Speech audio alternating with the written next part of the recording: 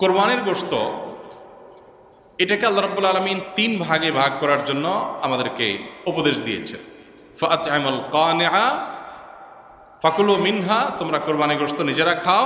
ওয়া আত'আমু আল কানিআ ওয়াল মু'তাররা ওয়া আত'আমুল বাঈসাল ফাকির আছে, যারা তোমাদের আত্মীয় স্বজন আছে, প্রতিবেশী আছে, তাদেরকে খাওয়াও। আবার যারা অভাবী, নিডি, গরিব মানুষ, তাদেরকে দাও। তার মানে নিজে খাবেন, আত্মীয় স্বজনদের মধ্যে হাদিয়া উপঢৌকন দিবেন, আর গরিব দুঃখীদেরকেও খাওয়াবেন। কিন্তু এই বন্টনটা এটা কোনো ফরজ বা ওয়াজিব না। এভাবে তিন ভাগে করতে পারলে ভালো, উত্তম। কিন্তু এটা যদি কেউ না করে তাতে কোনো গুনাহ হবে না। আমাদের সমাজে সমাজের ভাগ নামে একটা ভাগ কোরবানির ক্ষেত্রে প্রচলিত আছে। অনেক এলাকাতে এলাকার কিছু মোড়ল মাতবররা তারা সকল কোরবানির পশু থেকে